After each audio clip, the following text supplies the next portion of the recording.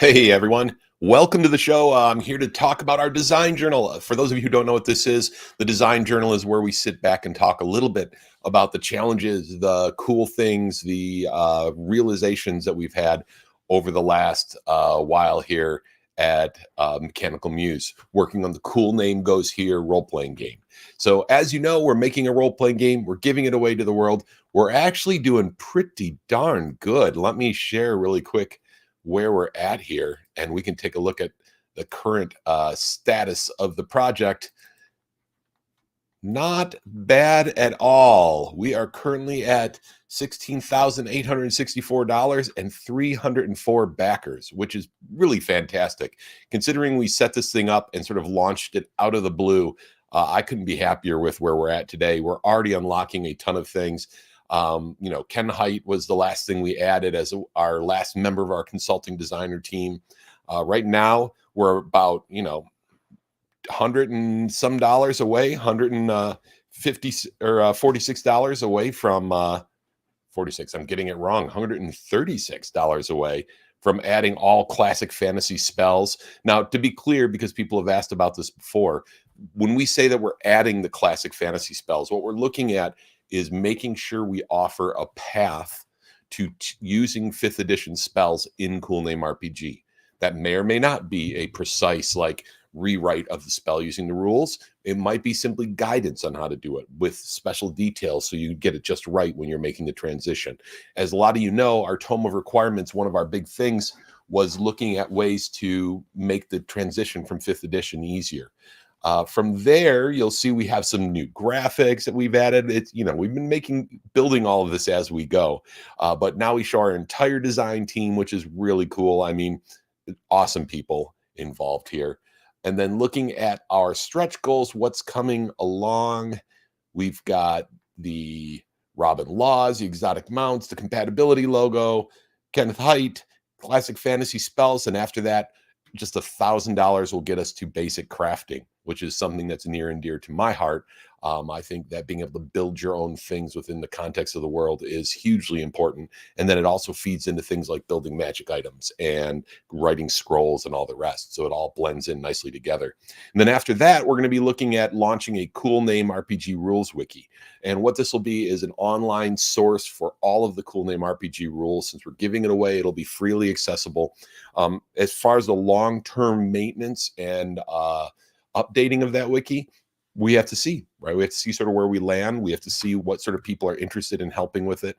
Do we hand it off? Does Mechanical Muse continue to take stewardship of it? I don't know. We're going to have to work that out with all of us together as we work our way through this. So, all right. So enough of the Kickstarter for now. I'll go ahead and put that away.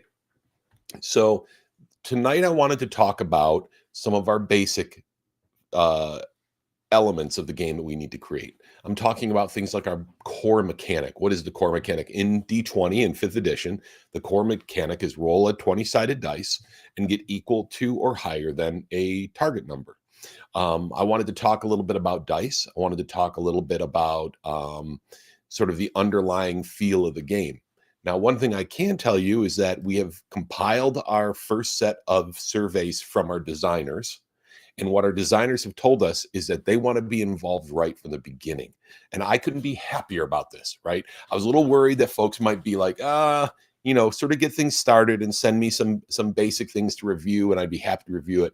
But across the board, we're getting folks who are like, no, I want to be there from the beginning. I want to be able to sort of set up the core requirements. And so instead, what we're going to be doing is looking at that Tome of Requirements. And that's what this next survey that you guys are all going to get is going to be about. It's going to say, do you think we're on the right track with it? And then we're going to send that to our designers. And our consulting designers are going to look over that Tome of Requirements and help us to determine, are we setting ourselves up for success? Or are we creating some pitfalls that are going to be really tough to overcome? And so that's where our focus is going to be. So where I kind of thought we might start digging into some possible mechanics tonight, I think I want to be a little bit less focused on that, simply because we don't really know where it's going to land. Now, a lot of you are wondering, with these design journals, we haven't had a whole lot of meat to talk about yet. And I recognize that. The reason for that is that the real work, begins once the Kickstarter ends. Now, the reason for this is simple. The Kickstarter, until it's finished, we can't pay the consulting designers. So I'm not going to ask them to start doing work before we've got the money to pay them, period. So that's something that we have to get to first before we can really get digging into it. And because those designers are so excited to be involved at the beginning, one more reason why we don't want to sort of jump the gun and get ahead of the game on that. Now, that said, it's definitely worth getting in on the Discord or coming over to us on the Kickstarter comments or on Facebook and talking to us about what it is that you're looking for and you like, because we are recording all of this. We have this entire database that we're building of all the feedback and the responses that we're getting from folks. So definitely jump in and tell us what your thoughts are. All right, so from there, I want to change course a little bit. So I'm sorry for a bit of a bait and switch, because I didn't have that initial set of collated results until just like this afternoon, and realized that I was probably heading in the wrong direction. We are using what's called an agile development process. Agile development process is built around the idea that a highly complex project is impossible to completely predict. Right? This is just one of the elements of it. You can't predict everything. And if you do, you set yourself up on a rigid course whereby you can't move off of it. In fact, it's a lot like running a game as a game master. If you have too rigid of a storyline in place, the players are going to inevitably go somewhere with it that you don't expect. And that's going to leave you sort of stranded, or really forcing something that isn't natural, or it feels wrong, right? Or it gets everyone very frustrated. So my goal here is to remain agile and flexible in terms of how we handle this. And so tonight is a perfect example. In fact, it's a perfect example on multiple levels, because up here in Michigan, we had huge ice storms and then snowstorms. We were out without power for like 6 days at my house, and then we got it back and then it went out again. So a lot of being agile here and flexible, but it's all coming together at this point. So what I want to show you tonight is I want to show you one of our core tools. This tool is something that's going to be available for everyone to look at. It's not going to be hidden or behind the scenes. One of the things I've promised you guys from the start is that we're going to be super transparent on how we put all of this together, because I really want to make sure that you guys can be as much a part of this as possible. It's not going to be a situation where you're going to be able to jump in and comment on everything. We just don't have that capability, and that wouldn't be a very effective way to design. But this is going to give you some insight, so that when you're offering feedback and ideas, when we're offering you these feedbacks and ideas, and you're offering them to us, you're going to be able to do it within the context of the work that's happening. So, hey, Schmitty is here. Toadstool Hollow is here. Hello to both of you. Yeah, we're going live today. We didn't know either, but we're trying to keep up with everything, because this is the last week of the Kickstarter. And so we're kind of being very flexible in the way we're approaching this. So let me show you what I've got here. This is a tool called Trello. Now, Trello is a task management project. As you can see here, let me zoom in a little bit. We have a series of columns, and each of these columns represent a different stage of progress. The quest log will hold all of the tasks that we have to get done, that we know we have to get done. And we're going to rank these according to their importance. The idea here is that we need to get the most important work done first. And so that's why these things are going to be ranked according to their importance. Right now, there's one item in here I put in here as an example. From there, when someone is going to work on something, they grab it, and you can see my name is assigned to it, and drag it over to in progress. So now, as the game master, that's my role, I'm watching how this work is going, and I can sort of see where things are at. And we'll be looking at these things in progress and seeing what's being worked on. Once the work is done, moves to in review. Once it's been reviewed, it's ready to go. And that might mean sending it to all of you after 2 weeks, right? So you can review it and take a look at it. And then once we're finished with sending it out to wherever it needs to live, we mark it to done. And at the end of the process, we archive it. And we just repeat this every 2 weeks, taking these stories, as we call them, these quests, and moving them along the process. Now, each of these, you can see, has a lot of different information. I can put in a description here of what it is that I'm looking for. And we can put in when it's due by. We can put labels on it, like what it's related to. All this lets us organize a highly complex task. But again, what it means is that you're not going to be sitting back with no information. You can literally go in here and read our stories and read the quests and say, Oh, cool. That's what they're working on this week. Oh, cool. That's awesome. Or, oh, really? That's the direction they're taking it? I don't know about that, right? But again, I want this to be a process where we can all learn from it, and you guys can learn from what we're doing, and together we can make something cool. So that's what the Trello page looks like, and that's what we'll be working with on the Trello page.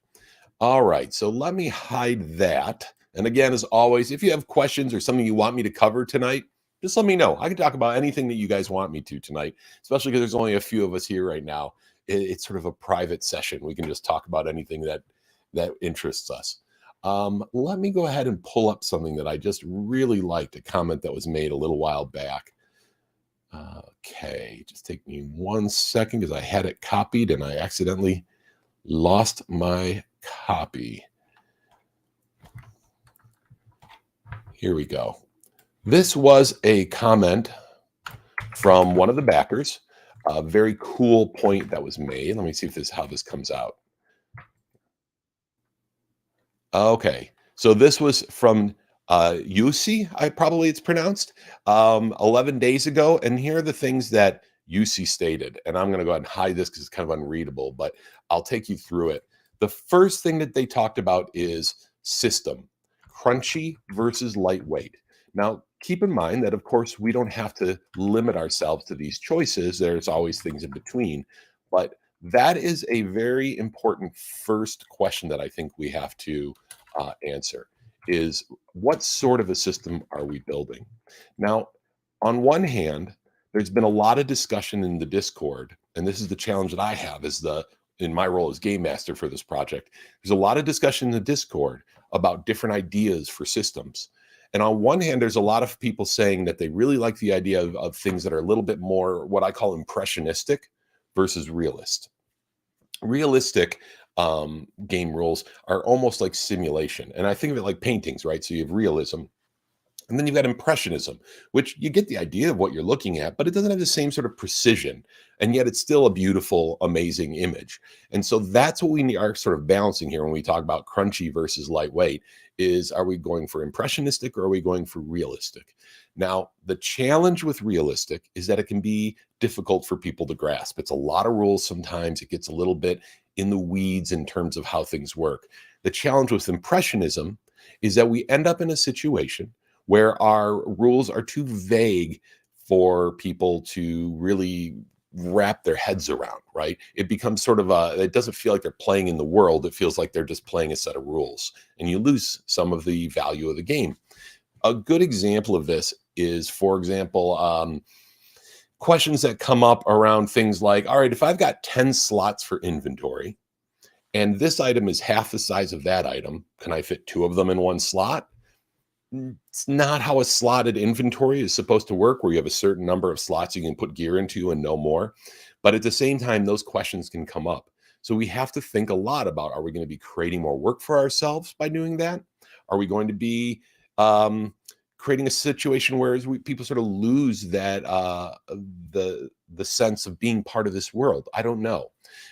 But a lot of people on the Discord, for example, are really excited about those sorts of things. However, some of the same people offer a lot of really crunchy rule ideas when we start digging into stuff. And so what I'm sort of seeing is there's these two sort of competing ideals that we are currently facing right now in terms of how we design this game. And I'm going to have to challenge everyone involved to think about very critically where we want to land on these things, because we could do anything, but we can't do everything. And so we're going to have to make some hard decisions on this as we go along. And I'm going to be looking to all of you to be just as critical in your thinking as we start asking you what you'd like to see in the game. Because again, I think that all of us, everyone I've seen so far that I've talked to, you get how games work. You get how they're put together. You understand that we're going to have to make these choices. Now, another thing that came up was a different idea. And this one was, I'll show it to you.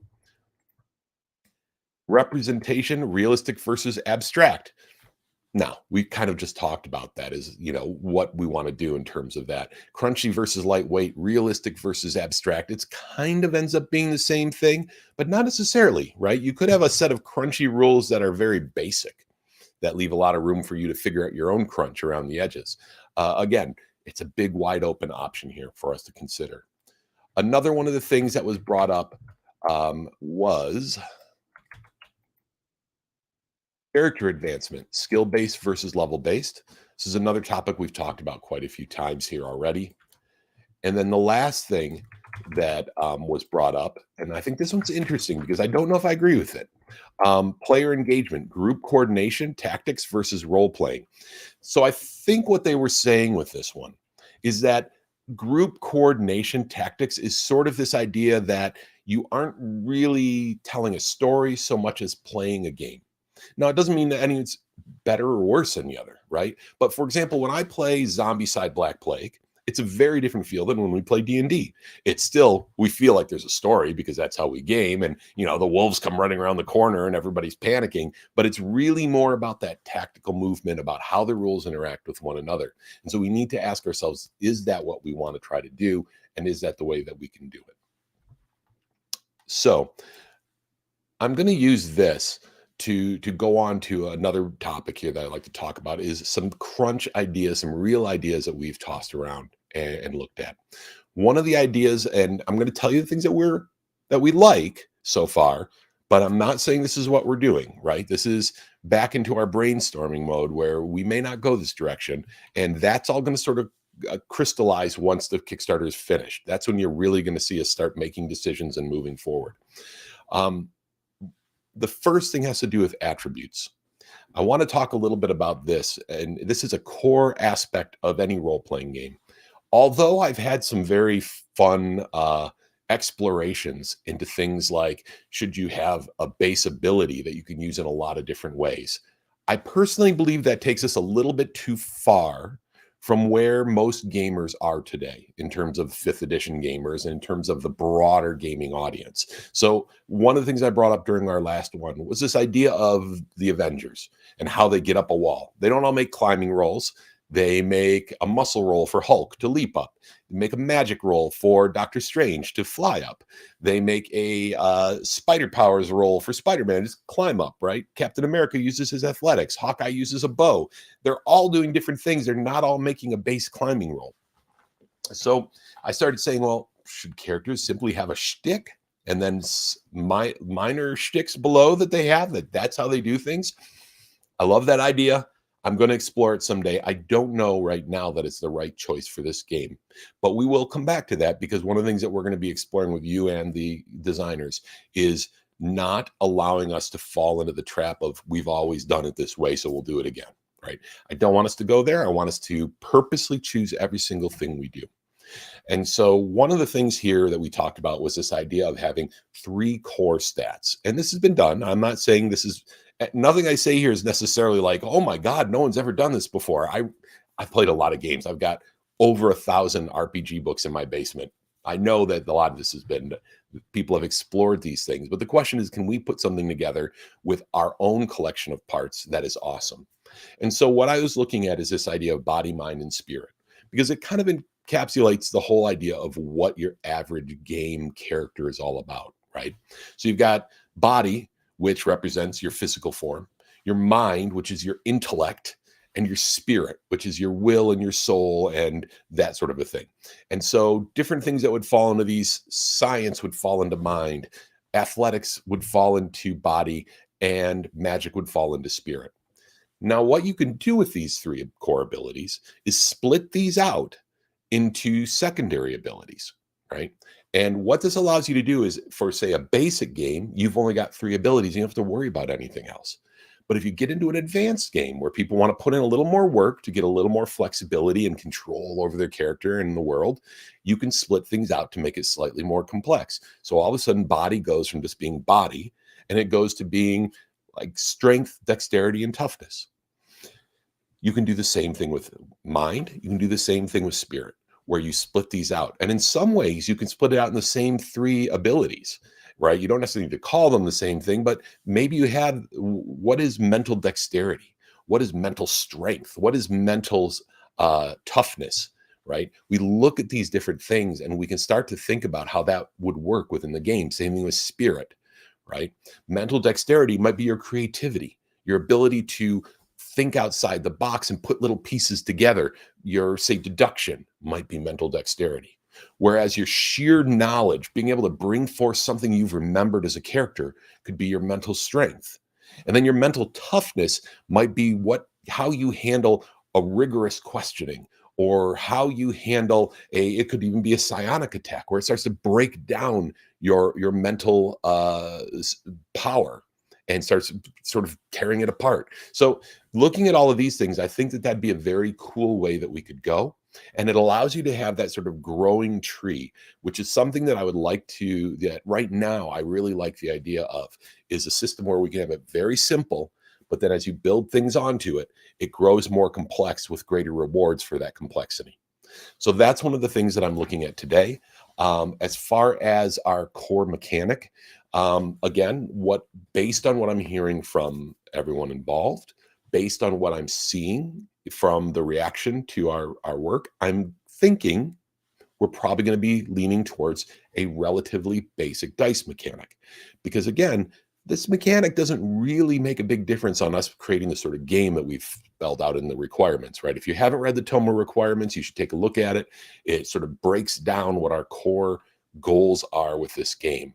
But that tome of requirements, we can use just about any dice mechanic and still achieve the goals. It's just a matter of how we put the pieces together.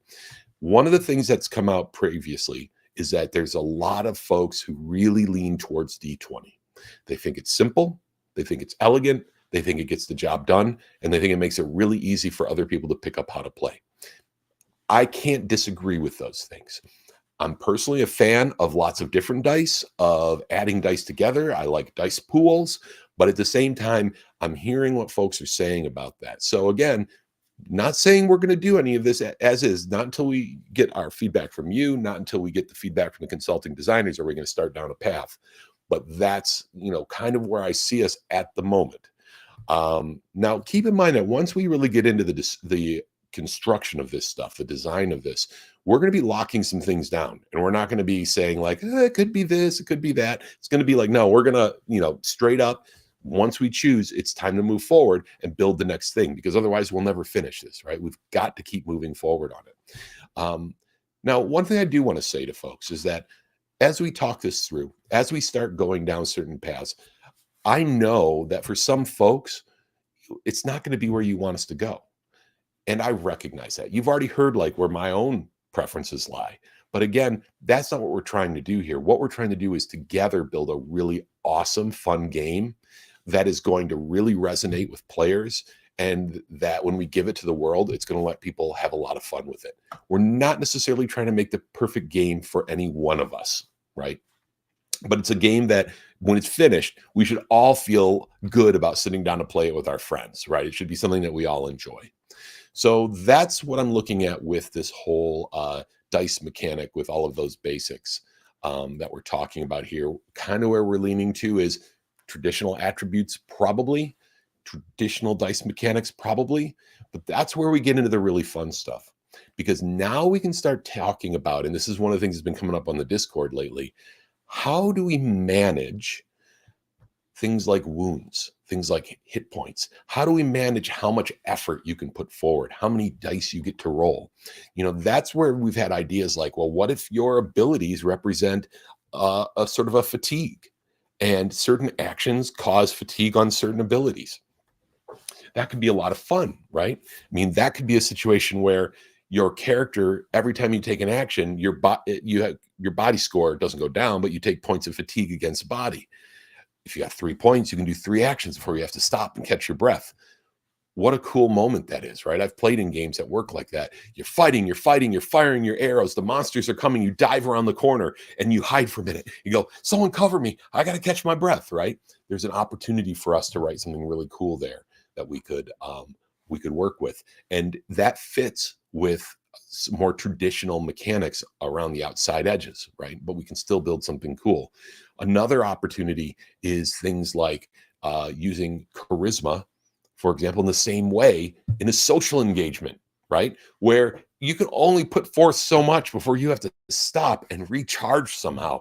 Maybe for your character, that is a twirl around the dance floor and it gets your energy back up. Or maybe for your character, you grab a mug of the finest wine and drink that, and that helps your character sort of clear his head and probably wouldn't clear his head, but get back into your game, get back into it and be ready to go back in and trade barbs with the king and his group of followers around him.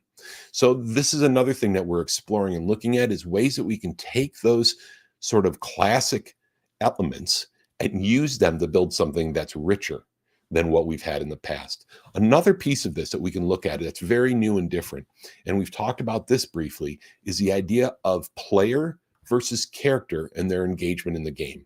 We've been talking about this some more on the outside a little bit. We haven't talked about it a lot in the Discord yet, but this is one of the things where a classic setup of game mechanics does not prevent us from creating that scenario. And to give you an idea, if you haven't heard any of our previous talks about this, the idea here is that if we go in to have a meeting with the king, probably don't want the barbarian to come because he almost always gets us in trouble and starts a fight.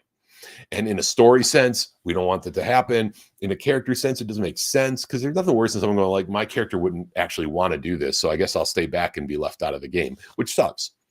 But looking at player actions, where players can enter into the game and play in different ways. For example, maybe during that social interaction, there's a rule that allows a player to actively influence the scenario through some of the audience members that are watching.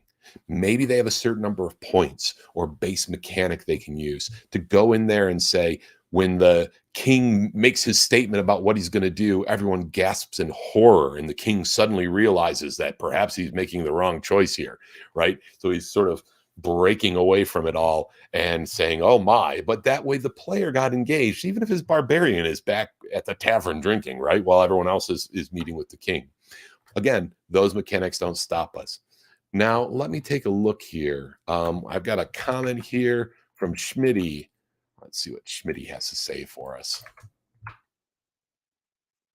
All right. Schmitty says, for the main mechanic, I'm fine with D20 if it can offer something that current D20 games don't. There are plenty of 5e and OSR clones out there. I'd love to see a unique way of using the D20. I agree with you, right? That's the greatest danger of going with some more traditionalist mechanics, is that you end up just doing what's already there. I don't want people to pick this up and go like, it's like 5e only with flourishes, right? So that is the danger there. We're going to need to do some playtesting to know for sure if that's the direction we end up, and if that's going to cause a problem for us. Yeah, and I guess what I'm going to ask folks too is that, what are you looking for in terms of something different, right? That's the sort of feedback that would be awesome to share, is that to sort of let us know, say, look, here's the thing that I want us to get away from. Here's the thing, because ideas on what we should do are super good. I really want to hear them. They're very positive. But I also would love to see us in a position where we can hear what you don't like. And normally I try to stay positive on things, but sometimes it's important for us to hear that. We don't want to bash stuff, because honestly, even the stuff that we'd like to get away from isn't bad. It works really well within the context of the games. But there might be things you're like going, I would really like us to see something different with hit points. That's something that's been coming up again and again and again. And so that's an example of a place where I think that we're moving away from traditional hit points in some fashion, because throughout the discussions that have been going on, more people have been saying, look, I just don't want that mechanical numbers going down. There's no flavor to it. It doesn't really make sense. If I have a 100 hit point character and you've got a 20 hit point character and you take 10 points of healing, how is that? They heal back half your health. And for me, that's like a nothing. Are my wounds not as bad? It just creates a lot of weird questions. So that's one area where I will say that, again, it seems like we're moving away from some of these core ideas that are currently the standard, the norm today. So again, to sort of summarize what we've talked about, it sounds like we're leaning towards a rather traditional ability set. We're not going to go out there and come up with some completely new way to handle attributes and abilities, which is really fine. right? When we talk about being able to convert over our favorite adventures, if we're too far away, it's going to be really, really hard to do that. It sounds like we're leaning towards some sort of a D20 mechanic. Now, I say that now, but if we could get the same effect where we show different types of dice mechanics to some folks who've only ever played 5e and they're like going, oh yeah, it makes sense. Maybe we move away from it, right? Maybe we have a 3d6. Maybe we have a dice pool of d20s. Like someone said, you always roll 3d20, and if you have advantage, you keep the highest. If you have disadvantage, you keep the lowest of the three. And if you're in the middle of the road, you choose the middle die or however, right? I mean, 3 different ways. You're rolling all at once. It's not significantly different, but it's a slightly different vibe. And so there might be some things that we can do with that without making it overly complex, right? To where people are going, what is happening? How can I make this work? So we talked about the probably leaning towards that dice mechanic, probably leaning towards the basic attribute style system. And we might be leaning towards something a little different for hit points, because right now that seems like the vibe I'm getting from folks. And so right there, we've already got the framework to start building off of. You can see how quickly this is going to come together once we get things rolling. We get feedback from all of you and from our consulting designers. We're going to get all of this going, and it's going to start to go quickly as things start building together. And if we're smart about our underlying framework, it should be logical. Like the next step should be clear just by looking at it. You should look at it and go, well, yeah, that's obviously the way we'd go with it. Then we just have to test it to make sure we tune it properly. But I think that it's going to be pretty cool. So, all right, folks, I'm not going to keep going for a long time tonight. Like I said, based on the feedback I've got, I've had to sort of agilely change direction slightly, and that's awesome. This is exactly what we want to see, because we're going to be bringing in our consulting designers even earlier than we expected, and more of them in early, which I'm super geeked about. And in the meantime, we've got 4 days left. We just went up to 305 backers. So now we're even closer to unlocking the next stretch goal with the spells. So make sure to tell your friends, tell your gaming pals, tell anybody out there that you think might be interested, because this is going to be huge. Oh, a link to the Discord. Yeah, good question. Let me go ahead. It's in one of the updates, but I don't remember which one. Let me double check. I think here we go. I'll paste it right in here. There you go. That's the Discord invite. It's also in update number 5, so in the Kickstarter. So if you lose this or if somehow this doesn't come through, update number 5, there's a link to the Discord there. We also can we also have posted on the Cool Name RPG Facebook group, so feel free to stop in there. But jump in and let us know. Right now, it's just a lot of really cool brainstorming going on, and we're going to continue to build that out as we go. That's it for now. Any last questions? This is your last chance to get them in before we sign off for the night. But just to give you a little bit of a heads up, end of the week, we end at 10 p.m. on Friday Eastern time. I am right now planning some sort of an extended sort of special event for Friday night. So like from 8 till 10, we'll get on and we'll just sort of watch the countdown together, sort of like watching the votes come in, only hopefully way more fun and less stressful than that. And so we're going to plan something for Friday night, probably 8 to 10 p.m. Eastern time. And I will post more about that soon, and we'll talk about it. Give you also a heads up, when this is all done, we put this together. Like someone pointed this out to me in my interview on Table Takes, Nitro did. He goes, or Noir did. He said, how did you do this so fast? And we realized just how quickly we put this together. And that's why we're so tired. We'll probably take a week off when this is done, just to warn everybody up front. But then after that, we'll get back into things, and we'll get the game going. We'll get the designing going. And it's going to be a lot of fun. So that's it for now. I'm going to wrap things up. Thank you again for spending your time with me tonight. Thank you to everyone who watches this later. And 4 more days, folks. We can do this. I think there's all sorts of cool stuff we can unlock before this is done.